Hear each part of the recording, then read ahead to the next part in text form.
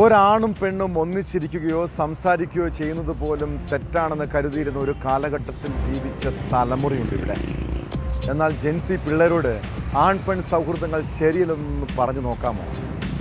വിവാഹത്തിന് മുൻപ് പുരുഷനും സ്ത്രീയും ഒന്നിച്ച് താമസിക്കുന്നതും കെട്ടിപ്പിടിക്കുന്നതും സദാചാര പ്രശ്നമായി കണ്ടിരുന്ന നമുക്ക് പുതിയ തലമുറയുടെ രീതിയെ അംഗീകരിക്കാൻ കഴിയില്ല. പ്രത്യേകിച്ച് ആൺ സുഹൃത്തുക്കൾ താമസിക്കുന്ന വീട്ടിൽ ഒരു പെൺകുട്ടി പോകുന്നതിലെ അപകടത്തെക്കുറിച്ച് അവരോട് പറഞ്ഞാലും അതേക്കുറിച്ച് അവർ മനസ്സിലാക്കണമെന്നില്ല. എന്നാൽ ഏത് കാലഘട്ടത്തിലാണെങ്കിലും അതിൽ കെണിയുണ്ടെന്ന് പുതിയ തലമുറ തിരിച്ചറിയണം. ബംഗളൂരുവിൽ പഠിക്കുന്ന മലയാളി പെൺകുട്ടി നേരിട്ട ദുരനുഭവം നമ്മുടെ കുട്ടികൾ അറിഞ്ഞിരിക്കേണ്ടതാണ്. സുഹൃത്തുക്കളായ യുവാക്കളുടെ മുറിയിൽ വെച്ചാണ് കോട്ടയം സ്വദേശിനി ലൈംഗിക പീഡനത്തിനിരയായത്. ആ കേസിനൊപ്പം മോഡലിംഗ് സ്വപ്നവുമായി ദുബായിൽ പോയി സെക്സ് റാക്കറ്റിൻ്റെ കെണിയിൽപ്പെട്ട യുവതികളുടെ ദുരിത കഥകളും വിശദമായി പരിശോധിക്കുകയാണ് പോലീസ് പട്രോൾ. സ്വാഗതം.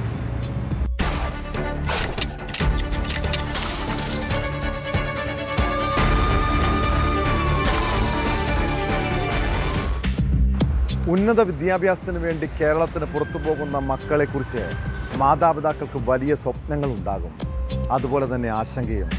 പ്രത്യേകിച്ച് പെൺകുട്ടികളുടെ കാര്യത്തിലാണെങ്കിൽ അച്ഛനമ്മമാരുടെ അതീവ ശ്രദ്ധയും ജാഗ്രതയും വേണ്ട കാലമാണ്. സൗഹൃദം നടിച്ച് അവരെ കെണിയിൽ വീഴ്ത്താൻ പല സംഘങ്ങളുമുണ്ട്.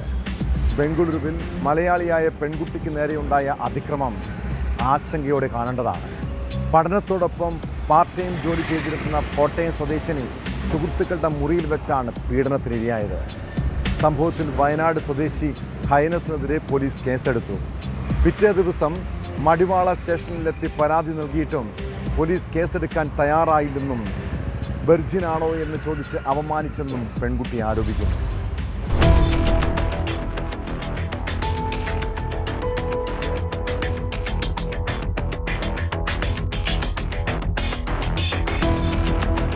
മെയ് 11 സുഹൃത്തുക്കളുടെ താമസ സ്ഥലത്ത് വെച്ച് പെൺകുട്ടി പീഡനത്തിനിരയായെന്നാണ് പരാതി. ബംഗളൂരുവിൽ പഠിക്കുന്ന കോട്ടയം സ്വദേശിനിയായ 20-കാരി പഠനത്തോടൊപ്പം സുഹൃത്തുക്കൾ നടത്തുന്ന മോമോസ് ഷോപ്പിൽ പാർട്ട് ടൈം ജോലി ചെയ്തിരുന്നു. 2 മലയാളി യുവാക്കളാണ് ഈ ഷോപ്പ് നടത്തുന്നത്. മോമോസ് ഷോപ്പ് വിൽക്കാനുള്ള തയ്യാറെടുപ്പിലായിരുന്നു ഇവർ. ഇതിന് ഇടനിലക്കാരനായി വന്നതാണ് പ്രതി ഹൈനസ്. 11-ാം തീയതി വൈകിട്ട് ഇവിടെ നടന്ന പാർട്ടിയിലേക്ക് പെൺകുട്ടിയെയും വിളിച്ചിരുന്നു. പെൺകുട്ടിയുടെ സുഹൃത്തുക്കളായ യുവാക്കൾ ഭക്ഷണം കൊണ്ടുവരാനായി പോയപ്പോൾ പ്രതി ഹൈനസ് ലൈംഗികാതിക്രമം നടത്തിയെന്നാണ് പരാതി. Give a serious complaint of incident regarding to molestation happened to me. We move forward with the complaint. They will kill us, and we got afraid because inside the police station only they are threatening. So that time we got so afraid because we thought that they have so much power, and actually they have so much power. The police also not supporting, not giving so much pressure into that case or anything. So we got afraid, and they said that if we move forward, they will kill us. If we agree to compromise, they will never come across our ways. They will never harm us. സംഭവത്തെപ്പറ്റി പരാതി നൽകിയാൽ പെൺകുട്ടിയുടെ ജീവൻ എടുക്കുമെന്നും പ്രതി ഭീഷണിപ്പെടുത്തി.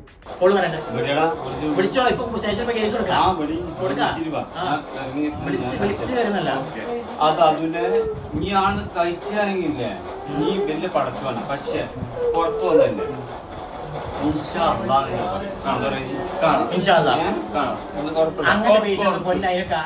പെൺകുട്ടി പിറ്റേന്ന് രാവിലെ തന്നെ മടിവാള പോലീസ് സ്റ്റേഷനിൽ പരാതി നൽകി. എന്നാൽ പരാതി സ്വീകരിക്കാൻ ആദ്യം പോലീസുകാർ തയ്യാറായില്ല. മൊഴിയെടുക്കാൻ വനിതാ പോലീസിനെ പോലും നൽകിയില്ല. വൈദ്യപരിശോധന നടത്തണമെന്ന് പറഞ്ഞിട്ടും അതിന് തയ്യാറായില്ല. വിർജിനാണോ എന്നൊക്കെ ചോദിച്ച് അവമാനിക്കുകയാണ് പോലീസ് ചെയ്തതെന്നും പെൺകുട്ടി ആരോപിക്കുന്നു. പോലീസ് സ്റ്റേഷനിൽ വെച്ചും പിന്നീട് താമസ സ്ഥലത്തെത്തിയും ഹൈനസും ഗുണ്ടകളും ഭീഷണിപ്പെടുത്തിയതായും പെൺകുട്ടികളും സുഹൃത്തുക്കളും പറഞ്ഞു. ഇതിന്റെ ദൃശ്യങ്ങളും ഇവർ പുറത്തുവിട്ടിട്ടുണ്ട്.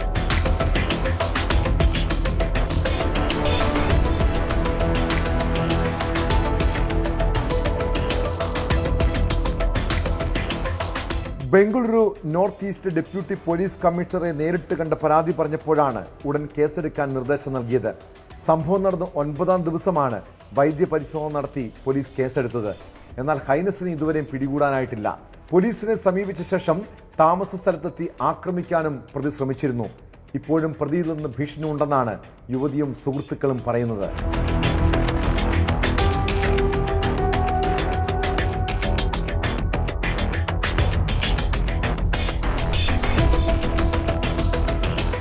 ന്യൂസ് 18 ബംഗളൂരു. ദുബായിലെ ഫാഷൻ റാമ്പുകളിൽ തിളങ്ങാൻ അവസരം. ഒരു ഷോയ്ക്ക് പ്രതിഫലമായി 50,000. മൊബൈൽ ഫോണിനും ടിവിക്കും അടിമകളാണോ? ഫോൺ കിട്ടിയില്ലെങ്കിൽ പൊട്ടിത്തെറിക്കുന്നവരാണോ? എങ്കിൽ സൂക്ഷിക്കണം കേട്ടോ.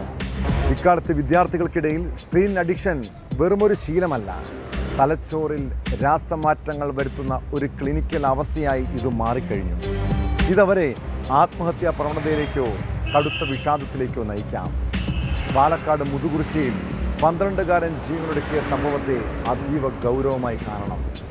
സഹോദരൻ ടിവിയുടെ റിമോട്ട് നൽകാത്തതിൽ മനം നൊന്താണ് പ്രദോഷ് എന്ന 6ാം ക്ലാസ്സുകാരൻ ആത്മഹത്യ ചെയ്തത്.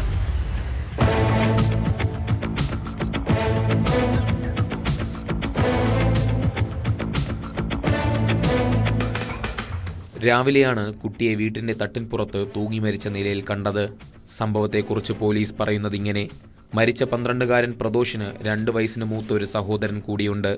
സഹോദരൻ ടിവിയിൽ ഒരു പരിപാടി കണ്ടുകൊണ്ടിരിക്കുകയായിരുന്നു. ഈ സമയത്താണ് പ്രദോഷ് റിമോട്ട് നൽകാൻ ആവശ്യപ്പെട്ടത്. എന്നാൽ സഹോദരൻ കൊടുത്തില്ല.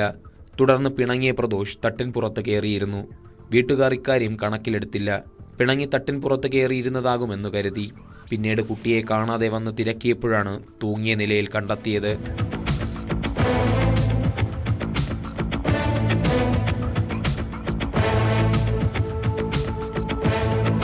പ്രദോഷിനെ ഉടൻ ആശുപത്രിയിൽ എത്തിച്ചെങ്കിലും ജീവൻ രക്ഷിക്കാൻ സാധിച്ചില്ല.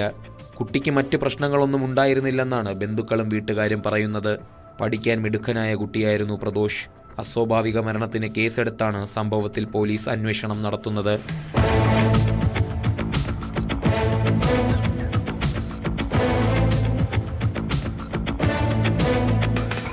ന്യൂസ് 18 പട്ടാമ്പി. ദാമ്പത്യ തകർച്ചയും ബന്ധങ്ങളിലെ വിള്ളലും പലരുടെയും ജീവിതം തന്നെ തകർക്കാറുണ്ട്. ഇങ്ങനെയാണ് മാനസിക പിരിമുറുക്കവും ആത്മഹത്യാ പ്രവണതയും ഉണ്ടാകുന്നത്.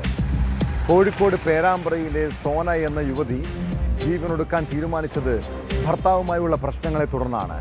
അതിനായി അവൾ ദിവസങ്ങളുടെ ആസൂത്രണം നടത്തി കാണണം.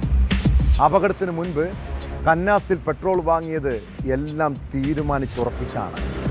രജിനുമായുള്ള വാക്കുതർക്കത്തെ തുടർന്ന് മനംനൊന്ത് സോന ആത്മഹത്യ ചെയ്തിരിക്കാമെന്നാണ് പോലീസ് കണ്ടെത്തൽ. കാറിന് തീപിടിച്ചതിൽ ഭർത്താവ് രജിൻ ലാലിന് പങ്കില്ലെന്നാണ് പ്രാഥമിക അന്വേഷണത്തിൽ മനസ്സിലായത്.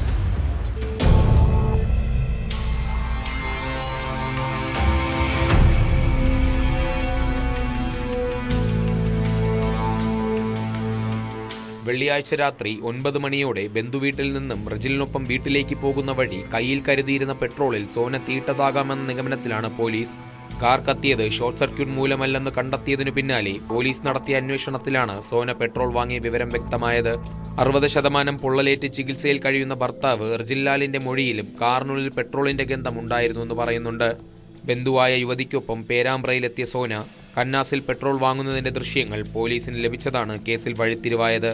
കാറിനുള്ളിൽ പെട്രോൾ ഒഴിച്ച് തീ കൊളുത്തിയതിൽ ഭർത്താവ് റജിലിന് പങ്കില്ലെന്ന നിഗമനത്തിലാണ് പോലീസ് എത്തിച്ചേരുന്നത്.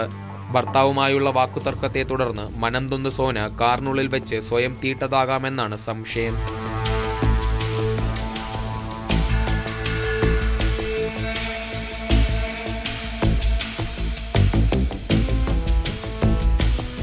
രാവിലെ വീട്ടിൽ നിന്നും കൊണ്ടുപോയ വലിയ ബാഗിലാണ് സോന പെട്രോൾ കന്ന സൂക്ഷിച്ചിരുന്നത്. ഈ ബാഗുമായാണ് പിന്നീട് ഭർത്താവിനൊപ്പം മടങ്ങിയതും. കാറിന്റെ പിൻസീറ്റിൽ നിന്നാണ് തീ പടർന്നതെന്ന നിഗമനത്തിന് ആക്കം കൂട്ടുന്നതാണ് മറ്റ് തെളിവുകളും. ഡ്രൈവിംഗ് സീറ്റിലായിരുന്ന റജിൻലാലിന്റെ ശരീരത്തിന്റെ പിൻഭാഗത്താണ് കൂടുതൽ പൊള്ളലേറ്റത്. കൂടാതെ സോന വാങ്ങിയ പെട്രോൾ ക്യാനിന്റെ മൂടി കാറിന്റെ ഉള്ളിൽ നിന്നും പോലീസ് കണ്ടെടുത്തിട്ടുമുണ്ട്. താൻ അനുഭവിക്കുന്ന മാനസിക വിഷമങ്ങൾ സോന ബന്ധുവായ യുവതിയോട് പറഞ്ഞിരുന്നു. എന്നാൽ ഭർത്തൃവീട്ടിൽ സോന സന്തോഷവതിയായിരുന്നെന്നും മറിച്ചുള്ള ആരോപണങ്ങൾ അടിസ്ഥാനരഹിതമാണെന്നുമാണ് റജിന്റെ കുടുംബത്തിന്റെ വാദം. അതേസമയം മകൾ ഒരിക്കലും ആത്മഹത്യ ചെയ്യില്ല എന്ന ഉറച്ച നിലപാടിലാണ് സോനയുടെ കുടുംബം. സോന പെട്രോൾ വാങ്ങിയിട്ടുണ്ടെങ്കിൽ അത് റജിൻലാലിന്റെ നിർബന്ധം മൂലമാകുമെന്നാണ് ഇവർ പറയുന്നത്. ആശുപത്രിയിൽ കഴിയുന്ന റജിൻലാലിൽ നിന്നും വീണ്ടും പോലീസ് വിശദമായ മൊഴി രേഖപ്പെടുത്തും. ഇതിനുശേഷമേ എന്താണ് സംഭവിച്ചെന്നതിൽ അന്തിമ സ്ഥിരീകരണം ഉണ്ടാകൂ.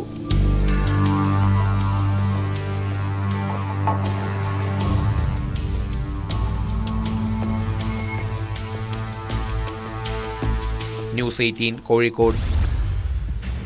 സംസ്ഥാനത്ത് ലഹരി മാഫിയകളുടെ അഴിഞ്ഞാട്ടവും പോലീസിന് നേരെയുള്ള ആക്രമണങ്ങളും വർദ്ധിച്ചു വരുന്നത് അതീവ ഗൗരവമുള്ള സാമൂഹ്യ പ്രശ്നമാണ്.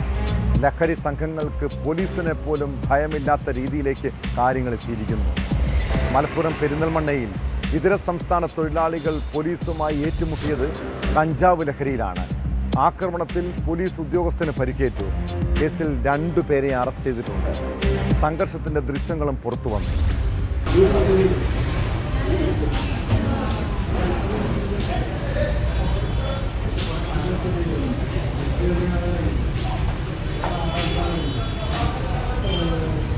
മലപ്പുറം പെരിന്തൽമണ്ണയിലാണ് ഇതര സംസ്ഥാന തൊഴിലാളികൾ പോലീസുമായി ഏറ്റുമുട്ടിയത്.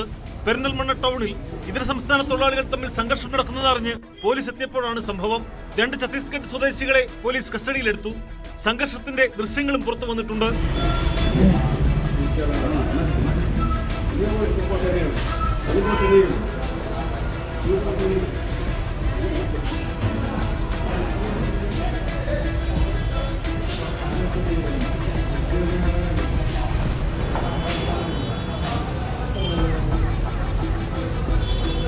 ടൗണിൽ ഏറ്റുമുട്ടൽ നടക്കുന്നത് നാട്ടുകാരാണ് പോലീസിനെ വിളിച്ചറിയിച്ചത്. സ്ഥലത്തെത്തിയ പോലീസിന് മുമ്പിലും ഇരുവരും തമ്മിലടിക്കുകയായിരുന്നു. കസ്റ്റഡിയിലെടുക്കാൻ ശ്രമിച്ചതോടെ പോലീസിന് നേരെ അസഭ്യവർഷമായി. പിന്നാലെ ഏറ്റുമുട്ടി. ഏറെ പണിപ്പെട്ടാണ് ഛത്തീസ്ഗഡ് സ്വദേശികളായ അലീഷ് തോപ്പർ, അങ്കിത് എന്നിവരെ പോലീസ് കസ്റ്റഡിയിലെടുത്തത്. ഇരുവരും ലഹരിയിലായിരുന്നുവെന്ന് പോലീസ് പറഞ്ഞു. സംഭവത്തിൽ പെരിന്തൽമണ്ണ സ്റ്റേഷനിലെ SI അൻവറിന് പരിക്കേറ്റിട്ടുണ്ട്.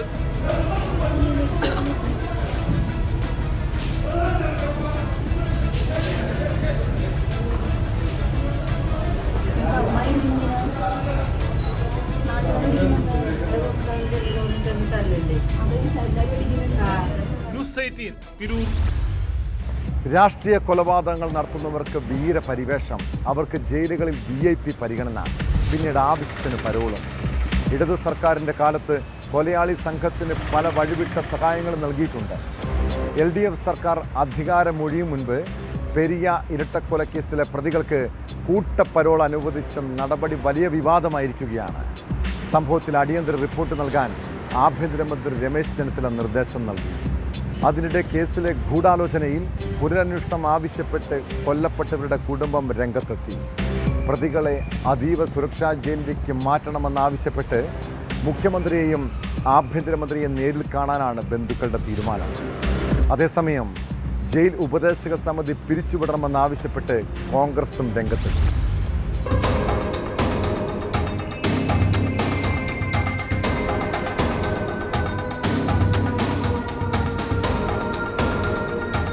പെരിയ ഇരട്ടക്കൊല കേസിലെ പ്രതികൾക്ക് കൂട്ടപ്പരോൾ അനുവദിച്ചതിൽ ആഭ്യന്തരമന്ത്രി രമേശ് ചെന്നിത്തല അടിയന്തര റിപ്പോർട്ട് ആവശ്യപ്പെട്ടു. സംഭവം അടിയന്തരമായി പരിശോധിച്ച് റിപ്പോർട്ട് നൽകാൻ ആഭ്യന്തര വകുപ്പ് അഡീഷണൽ ചീഫ് സെക്രട്ടറി വിശ്വനാഥ് സിൻഹയോടാണ് ആവശ്യപ്പെട്ടത്. പരോൾ അനുവദിച്ചത് സംബന്ധിച്ചുള്ള എല്ലാ വസ്തുതകളും സമഗ്രമായി അന്വേഷിക്കണം. റിപ്പോർട്ട് ലഭിച്ച ശേഷം തുടർ നടപടി സ്വീകരിക്കാനാണ് തീരുമാനം.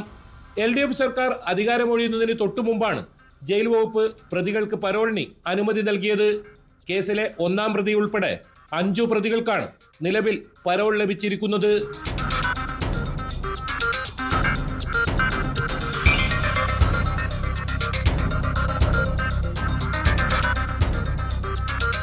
അതേസമയം ഇരട്ടക്കൊലക്കേസിലെ ഗൂഢാലോചനയിൽ പുനരന്വേഷണം ആവശ്യപ്പെട്ട് കൊല്ലപ്പെട്ടവരുടെ കുടുംബം രംഗത്തെത്തി.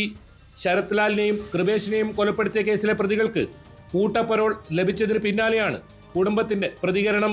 കേസിൽ CBI കോടതി പ്രതികളെ കുറ്റക്കാരെന്ന് കണ്ട് ഇരട്ട ജീവപര്യന്തം ശിക്ഷിച്ചപ്പോഴും ഗൂഢാലോചനയിൽ കണ്ണികളായവർ പുറത്താണ്. അവരെ കൂടി നിയമത്തിന് മുന്നിൽ കൊണ്ടുവരാൻ പുനരന്വേഷണത്തിലൂടെ മാത്രമേ സാധിക്കൂവെന്നും കുടുംബം പറയുന്നു. അനധികൃതമായി പരോൾ നൽകുന്നതിനെതിരെയുള്ള ശക്തമായ ഒരു പ്രതിഷേധം അറിയിക്കും. അതുപോലെ ഇനി അത് ഇത്തരം അനീതി പ്രവർത്തിക്കാൻ പാടില്ല. അപ്പം മുൻ സർക്കാരുകൾ ചെയ്തു കൂട്ടിയതിനെതിരെ നമ്മൾ ശക്തമായൊരു നിലപാട് ഉറച്ചാണ് പോകുന്നത്. കൂടാതെ നമ്മളൊരു പുനരന്വേഷണം, ഇതിൻ്റെ ഗൂഢാലോചന നടത്തിയ ഒരു 3-4 പേര് ഇപ്പോഴും ഇവിടെ പരസ്യം നടക്കുന്നുണ്ട്. അവർക്കെതിരെ ഒരു പുനരന്വേഷണത്തിന് വേണ്ടിയിട്ടുള്ള കാര്യങ്ങളും അതുപോലെ തന്നെ നമുക്ക് ജയിലിൽ ഇവർക്ക് കിട്ടുന്ന സൗകര്യങ്ങളുണ്ടല്ലോ, ഇപ്പോൾ പരോൾ പോലുള്ള കാര്യങ്ങൾ കിട്ടും പോലെ തന്നെ ജയിലിൽ അവർക്ക് സുഖവാസമാണ്. ആവശ്യങ്ങൾ ഉന്നയിച്ച് മുഖ്യമന്ത്രി VD സതീശനെയും ആഭ്യന്തരമന്ത്രി രമേശ് ചെന്നിത്തലയെയും നേരിട്ട് കാണാനാണ് കുടുംബത്തിന്റെ തീരുമാനം. കണ്ണൂർ സെൻട്രൽ ജയിലിൽ പ്രതികൾക്ക് സുഖവാസം അനുഭവിക്കുകയാണെന്നും ഇവരെ വിയ്യൂരിലെ അതീവ സുരക്ഷാ ജയിലിലേക്ക് മാറ്റണമെന്നും കൊല്ലപ്പെട്ടവരുടെ കുടുംബം ആവശ്യപ്പെടുന്നു. അതേസമയം ജയിൽ ഉപദേശക സമിതി പിരിച്ചുവിടണമെന്നാണ് ജില്ലാ കോൺഗ്രസ് കമ്മിറ്റിയുടെ ആവശ്യം. കോടതി മുഖാന്തരമാണ് ഇവർക്ക് പരോൾ കിട്ടിയതെന്നാണ് പറഞ്ഞത്. സ്വാഭാവികമായും കോടതിയിൽ ഏതൊരു കാര്യത്തിനും അപേക്ഷ കൊടുക്കുമ്പോൾ സ്വാഭാവികമായും ഇങ്ങനെയുള്ള കാര്യങ്ങളിൽ പോലീസിനോട് റിപ്പോർട്ട് ചോദിക്കുക എന്ന കീഴ്വഴക്കം നമുക്ക് മുന്നിലുണ്ടായിട്ടുണ്ട്. പക്ഷേ പോലീസ് ഇപ്പോഴും പറയുന്നത് ഞങ്ങളോട് ചോദിച്ചിട്ടില്ല എന്നാണ് പോലീസ് പറയുന്നത്. ജയിൽ ഉപദേശക സമിതിയിൽ ജയരാജൻ ഉൾപ്പെടെയുള്ള CPMന്റെ കൊടും കുറ്റകൃത്യങ്ങൾക്ക് നേതൃത്വം കൊടുക്കുന്ന ആളുകളാണ് ഇപ്പോഴും അതിന്റെ തലപ്പത്തുള്ളത്. അടിയന്തരമായി ഗവൺമെന്റ് ചെയ്യേണ്ടത് ജയിൽ ഉപദേശക സമിതി പിരിച്ചുവിട്ട് അതിനകത്ത് സത്യസന്ധമായി നീതിയുക്തമായി നിലപാടെടുക്കാൻ കഴിയുന്ന ആളുകളെ നിയമിക്കുക എന്നുള്ളതാണ്. നേരത്തെ ഈ കേസിൽ പുനരന്വേഷണം ആവശ്യപ്പെട്ട് ഇരുവരുടെയും ബന്ധുക്കൾ ഹൈക്കോടതിയെ സമീപിക്കുമെന്ന് സൂചന ഉണ്ടായിരുന്നു. CBI അന്വേഷണം പ്രോസിക്യൂഷൻ എതിർത്തതുപോലെ ഇക്കാര്യത്തിലും LDF സർക്കാർ മുന്നോട്ടു പോകുമെന്ന ആശങ്കയുണ്ടായതിനാൽ കോടതിയെ സമീപിച്ചില്ല. UDF സർക്കാർ അധികാരത്തിൽ വന്നതോടെ തങ്ങളുടെ പ്രയാസം മുഖ്യമന്ത്രിയും ആഭ്യന്തരമന്ത്രിയും മനസ്സിലാക്കുമെന്നാണ് ഇവരുടെ പ്രതീക്ഷ.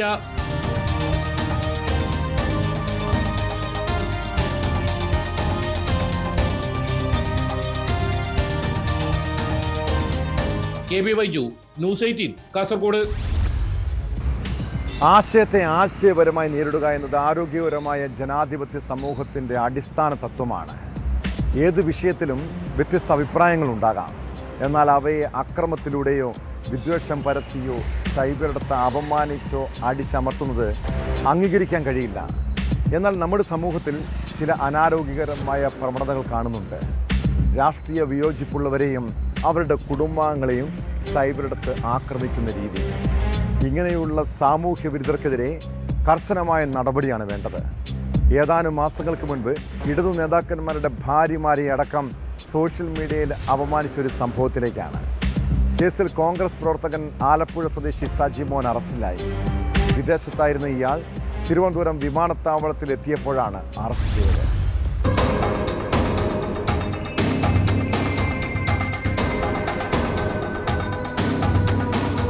DYFI അഖിലേന്ത്യാ പ്രസിഡന്റ് AA റഹീമിനെയും ഭാര്യയെയും സമൂഹ മാധ്യമങ്ങളിലൂടെ അപമാനിച്ച കേസിലാണ് പ്രവാസി മലയാളി അറസ്റ്റിലായത്. ആലപ്പുഴ സ്വദേശി സജിമോനെയാണ് Thiruvananthapuram medical college police arrest ചെയ്തത്. വിദേശത്തായിരുന്ന ഇയാൾ തിരുവനന്തപുരം വിമാനത്താവളത്തിൽ എത്തിയപ്പോഴായിരുന്നു അറസ്റ്റ്. പ്രതിയെ പിന്നീട് ജാമ്യം നൽകി വിട്ടയച്ചു.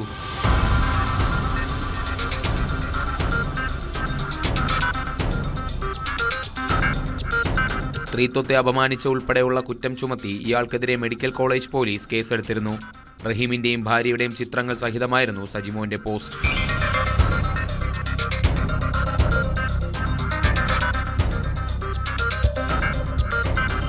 ന്യൂസ് 18 തിരുവനന്തപുരം. കേരളത്തിൽ ആരാധനാലയങ്ങൾ കേന്ദ്രീകരിച്ച് മോഷണം തുടർക്കഥയാവുകയാണ്. കണ്ണൂരിൽ ക്ഷേത്രത്തിലെ സുരക്ഷാ ജീവനക്കാരനെ പൂട്ടിയിട്ട് കവർച്ച നടത്തിയതാണ് ഒടുവിലത്തെ സംഭവം. ക്ഷേത്ര ഭണ്ഡാരങ്ങളും വഴിപാട് കൗണ്ടറും മോഷ്ടാവ് തകർത്തു. ചാലാട് ശ്രീധർമ്മശാസ്ത്ര ക്ഷേത്രത്തിൽ പുലർച്ചെ 1 മണിയോടെയാണ് കവർച്ച നടന്നത്. ഏകദേശം 20,000 രൂപ മോഷണം പോയതായി ടൗൺ പോലീസിന് നൽകിയ പരാതിയിൽ പറയുന്നു. മോഷണത്തിന് ശേഷം തൊട്ടടുത്ത വീട്ടിലെത്തി കള്ളൻ വസ്ത്രം മാറിയാണ് സ്ഥലം വിട്ടത്. സംഭവത്തിൽ പോലീസ് കേസെടുത്ത് അന്വേഷണം ആരംഭിച്ചു.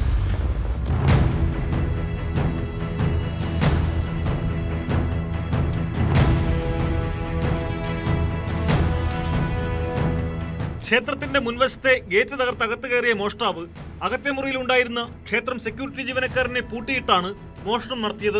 പിക്കാസുമായി അകത്ത് കയറിയ മോഷ്ടാവ് നേരെ ക്ഷേത്രത്തിനകത്തെ വഴിപാട് കൗണ്ടറിന്റെ പൂട്ട് തകർത്ത് അകത്ത് കയറി. തുടർന്ന് മേശവലിപ്പ് കുത്തി തുറന്നായിരുന്നു വഴിപാടിന് ലഭിച്ച പണം ഉൾപ്പെടെ മോഷ്ടിച്ചത്.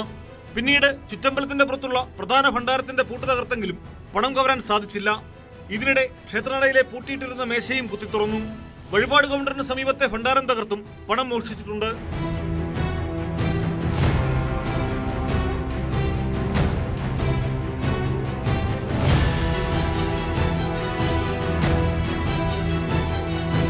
ക്ഷേത്രത്തിന്റെ പിൻവശത്തുള്ള ഭണ്ഡാരത്തിന്റെ പൂട്ട് തകർക്കുന്നതിനിടെയാണ് സെക്യൂരിറ്റി ജീവനക്കാരൻ മുറി തള്ളി തുറന്ന് പുറത്തെത്തിയത്.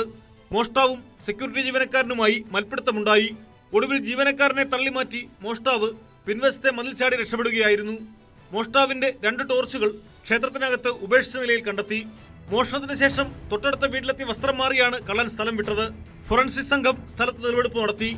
ASP Abhishek ഷിറ, town SI Jishnu തുടങ്ങിയവരും സ്ഥലത്തെത്തി പരിശോധന നടത്തി. സംഭവത്തിൽ അന്വേഷണം ഊർജിതമാക്കിയതായി പോലീസ് അറിയിച്ചു.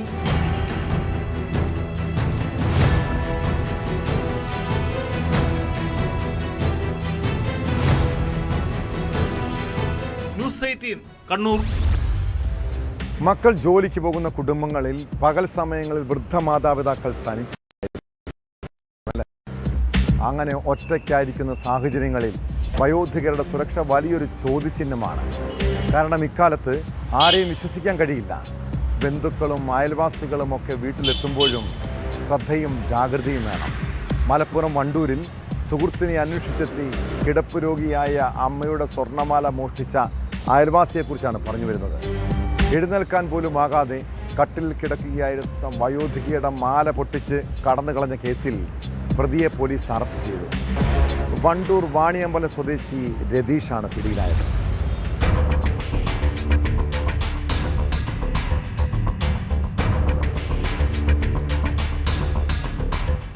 സുഹൃത്തിനെ കാണാനെന്ന വ്യാജേന വീട്ടിലെത്തി കിടപ്പ് രോഗിയായ വയോധികയുടെ കഴുത്തിൽ നിന്ന് സ്വർണ്ണമാല കവർന്ന കേസിലാണ് അയൽവാസിയെ വണ്ടൂർ പോലീസ് അറസ്റ്റ് ചെയ്തത്. വണ്ടൂർ വാണിയമ്പലം പൂത്രക്കോവിലെ ആർപ്പോയിൽ രതീഷിനെയാണ് അറസ്റ്റ് ചെയ്തത്. ബുധനാഴ്ച വൈകുന്നേരം 4:30യോടെയാണ് അയൽവാസിയും വീട്ടിലെ നിത്യസന്ദർശകനുമായ രതീഷ് വയോധികയുടെ വീട്ടിലെത്തിയത്. ഈ സമയം ഇവരുടെ മകൻ വീട്ടിലുണ്ടായിരുന്നില്ല. പിൻവശത്തെ വാതിൽ തുറന്നകത്ത് കിടന്ന രതീഷ് പരസഹായമില്ലാതെ എഴുന്നേൽക്കാൻ പോലും ആകാതെ കട്ടിലിൽ കിടക്കുകയായിരുന്ന വൃദ്ധയുടെ മാല പൊട്ടിച്ച് കടന്നു കളയുകയായിരുന്നു.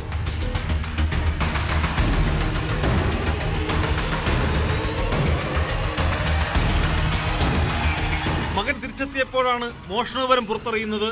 ഉടൻ വണ്ടൂർ പോലീസിൽ പരാതി നൽകി. സമീപത്തെ CCTV ക്യാമറയിൽ പതിഞ്ഞ ദൃശ്യത്തിൽ നിന്നാണ് പ്രതിയെക്കുറിച്ച് സൂചന ലഭിച്ചത്. വൈകാതെ രതീഷിനെ വീടിന് സമീപത്ത് നിന്ന് തന്നെ പിടികൂടി. ആഭരണം വണ്ടൂരിലെ സ്വർണ്ണക്കടയിൽ വിറ്റ് അതിന്റെ പണവും പോക്കറ്റിലിട്ട് മദ്യലഹരിയിലായിരുന്നു പ്രതിയെന്ന് പോലീസ് പറഞ്ഞു.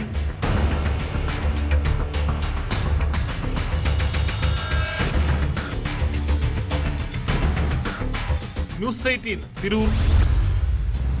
വിലപിടിപ്പുള്ള ആഭരണങ്ങളും രേഖകളും സൂക്ഷിക്കാൻ വീടുകളെക്കാൾ സുരക്ഷിതമായ ഇടമാണ് ബാങ്ക് ലോക്കറുകളെന്നാണ് പൊതുവെ പറയാറുള്ളത്. എന്നാൽ ലോക്കറുകളിൽ നിന്ന് സ്വർണം നഷ്ടപ്പെട്ടാലോ അതിൻ്റെ ഉത്തരവാദിത്വം ബാങ്ക് ജീവനക്കാർക്ക് തന്നെയാണ്. കൊല്ലം പേരൂർ സർവീസ് സഹകരണ ബാങ്കിൽ ലോക്കറിൽ സൂക്ഷിച്ചിരുന്ന 48 പവൻ സ്വർണം കാണാതായ ഒരു സംഭവത്തിലേക്കാണ് പേരൂർ സ്വദേശിനി ധന്യയാണ് ബാങ്കിനെതിരെ പരാതിയുമായി രംഗത്തെത്തിയിരിക്കുന്നത്. ബാങ്ക് അധികൃതരിൽ നിന്ന് വ്യക്തമായ വിശദീകരണം ലഭിച്ചില്ലെന്ന് കുടുംബം പറയുന്നു. നടപടി ആവശ്യപ്പെട്ട് ബാങ്കിന് മുന്നിൽ കുടുംബം സമരം ആരംഭിച്ചു. സംഭവത്തിൽ പോലീസ് അന്വേഷണം തുടരുകയാണ്.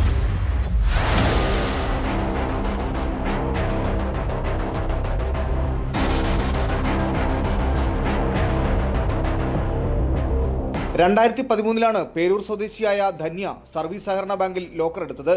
പിന്നീട് ഘട്ടം ഘട്ടമായി 48 പവൻ സ്വർണം ലോക്കറിൽ നിക്ഷേപിക്കുവാൻ വെച്ചു. 2024 ഡിസംബർ 10 ബാങ്കിലെത്തി ഒരു കൈച്ചെയിൻ മാത്രമെടുത്ത് മടങ്ങിയിരുന്നു. എന്നാൽ ഈ വർഷം ഏപ്രിൽ 27 വീണ്ടും ബാങ്കിലെത്തി. ലോക്കർ പരിശോധിച്ചപ്പോഴാണ് സ്വർണം കാണാനില്ലെന്ന് മനസ്സിലായത്.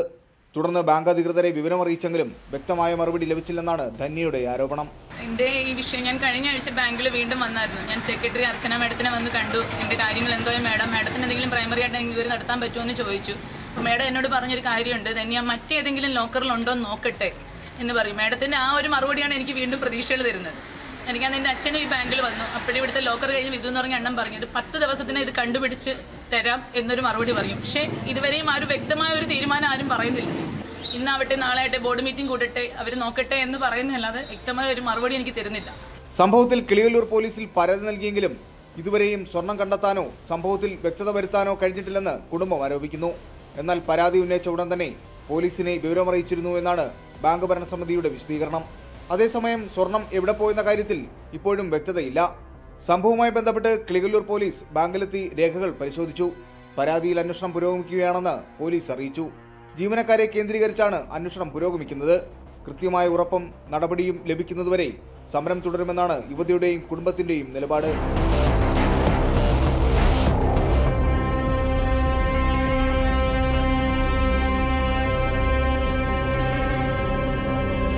ന്യൂസ് 18 കൊല്ലം. കുറ്റകൃത്യങ്ങളുടെ മറ്റു ചില വാർത്തകൾ ചുരുക്കത്തിൽ. കൊല്ലത്ത് 7 വയസ്സുകാരിയെ ലൈംഗികമായി പീഡിപ്പിച്ച കേസിൽ പ്രതിക്ക് 40 വർഷം കഠിന തടവും 2 ലക്ഷം രൂപ പിഴയും. പള്ളിത്തോട്ടം വെളിച്ചനഗർ സ്വദേശി അനീഷിനെയാണ് കൊല്ലം ഫാസ്റ്റ് ട്രാക്ക് സ്പെഷ്യൽ കോടതി ശിക്ഷിച്ചത്. 2019 നിരവധി ദിവസങ്ങളിലായി കുട്ടിയെ പീഡിപ്പിച്ചെന്നാണ് കേസ്. എറണാകുളം കിഴക്കമ്പലത്ത് ഭൂമി കുടിയൊഴിപ്പിക്കലുമായി ബന്ധപ്പെട്ട പോലീസ് നടപടികളെ സംബന്ധിച്ച് സമഗ്രമായ അന്വേഷണം നടത്തി 3 ദിവസത്തിനകം റിപ്പോർട്ട് സമർപ്പിക്കാൻ ആഭ്യന്തരമന്ത്രി രമേശ് ചെന്നിത്തല വകുപ്പ് സെക്രട്ടറിക്ക് കത്ത് നൽകി. ആഭ്യന്തര വകുപ്പ് അഡീഷണൽ ചീഫ് സെക്രട്ടറി വിശ്വനാഥ് സിൻഹയ്ക്കാണ് നിർദ്ദേശം നൽകിയത്. കോഴിക്കോട് സിറ്റി പോലീസ് എംപ്ലോയീസ് സഹകരണ സൊസൈറ്റിയിൽ വായ്പയ്ക്ക് ജാമ്യം നിന്ന പോലീസുകാരുടെ രേഖകൾ തിരുത്തി 1/4 കോടി രൂപ വായ്പയെടുത്ത് വഞ്ചിച്ചെന്ന പരാതിയിൽ വീണ്ടും അന്വേഷണം. 3 വർഷം മുൻപുണ്ടായ സംഭവത്തിൽ അഡീഷണൽ SP അന്വേഷണം നടത്തി കേസെടുക്കാൻ നിർദ്ദേശം നൽകിയെങ്കിലും തുടർ നടപടി ഉണ്ടായിരുന്നില്ല. പരാതിക്കാരൻ കഴിഞ്ഞ ദിവസം വീണ്ടും പരാതി നൽകിയതോടെയാണ് കേസെടുത്തത്. കൊൽക്കത്ത ആർജിക്കർ മെഡിക്കൽ കോളേജിൽ ജൂനിയർ ഡോക്ടർ ബലാത്സംഗത്തിനിരയായി കൊല്ലപ്പെട്ട കേസിൽ കൊൽക്കത്ത ഹൈക്കോടതി പുതിയ അന്വേഷണത്തിന് ഉത്തരവിട്ടു. ജോയിന്റ് ഡയറക്ടർ റാങ്കിലുള്ള ഉദ്യോഗസ്ഥന്റെ നേതൃത്വത്തിൽ CBI 3-അംഗ പ്രത്യേക സംഘം രൂപീകരിച്ച് അന്വേഷണം നടത്താനാണ് കോടതി നിർദ്ദേശിച്ചത്. ആരെയാണ് നിനക്ക് ഏറ്റവും ഇഷ്ടമെന്ന് കുട്ടികളോട് നമ്മൾ ചോദിക്കാറില്ലേ? അവരുടെ മറുപടി കൗതുകകരമായിരിക്കും അല്ലേ? ചിലപ്പോൾ ദൈവമാകാം, അച്ഛനും അമ്മയുമാകാം.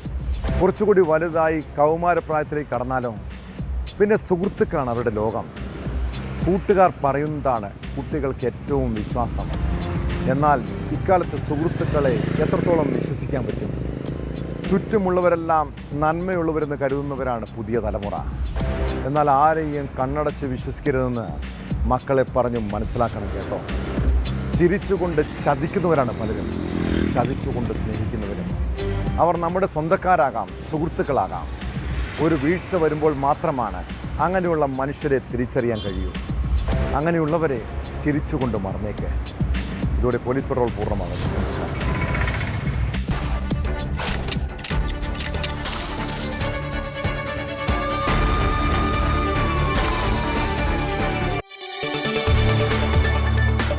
കൂടുതൽ വാർത്തകൾക്ക് News 18 Keralam YouTube channel subscribe ചെയ്യുക.